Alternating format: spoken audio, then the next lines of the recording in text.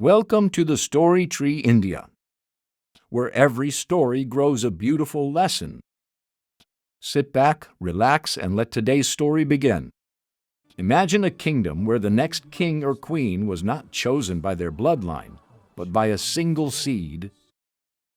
A kingdom where thousands of children were given a chance at the throne, but only one had the courage to fail. Today, I'm going to tell you the story of a boy named Rian and the most difficult choice he made when everyone chose something else. Rian was a young boy who lived in ancient India. He had a gift that seemed like magic. Anything he planted would bloom into a masterpiece.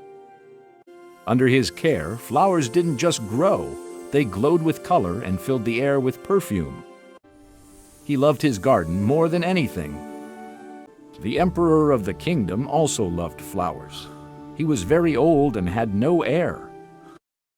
One day he made a grand announcement. Every child in the kingdom would be given a special seed. Whoever could grow the most beautiful flower in 1 year would succeed him as the next emperor. Rian was overjoyed. He took his seed, placed it in a beautiful ceramic pot with the richest soil, and watered it every day. He waited for the first sprout. But a week passed, then a month, and nothing happened. He moved the seed to a bigger pot. He tried different soil. He even sang to it.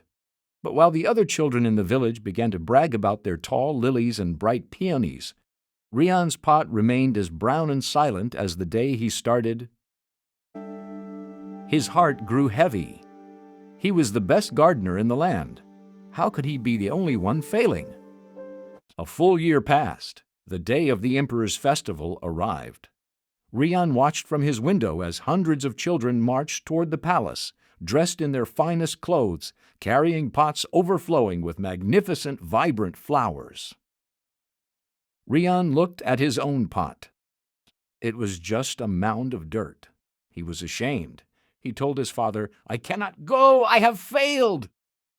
But his father looked him in the eye and said, "You did your best, Rian. Your best is all you can bring to the emperor." With trembling hands, Rian carried his empty pot through the palace gates. He was surrounded by a sea of blossoms, and the other children began to whisper and point. "Look at Rian!" They laughed. "He couldn't even grow a weed." The emperor walked slowly down the line of children. He looked at the red roses, the golden sunflowers, and the purple orchids. But strangely, the emperor didn't look happy. He looked disappointed. Finally, he reached Rian. Rian hung his head so low he could see his own toes. He expected the emperor to be angry.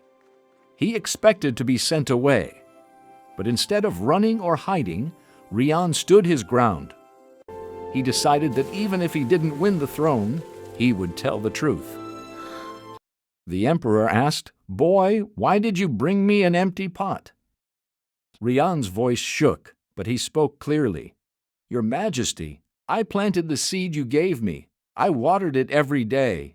I changed the soil, but it would not grow. I brought you an empty pot today because it is the best I could do." The emperor's face transformed. A wide smile spread across his wrinkled face. He turned to the crowd and shouted, "I have found him! I have found my heir!" He explained to the shocked crowd, "The seeds I gave you all last year were cooked. They were dead. It was impossible for them to grow. All of you replaced your seeds with others to impress me, except for Rian. He is the only one with the honesty and courage to stand before me with nothing but the truth." Rian became the next emperor, and he ruled with the same integrity he showed that day. You see, in life, we are often tempted to fix our failures to look good to others. But true success isn't about the flowers you show the world. It's about the honesty of the seeds you plant in your heart. Sometimes, an empty pot is the greatest achievement of all. So, my little friends, the moral of the story is, success that grows from a lie will eventually wither, but the truth, no matter how empty it looks at first, is the only seed that leads to a crown. This was today's story from the Story Tree India. If you enjoyed listening, don't forget to like, share, and subscribe, and come back for more stories that teach, inspire, and make us smile. Until next time, goodbye.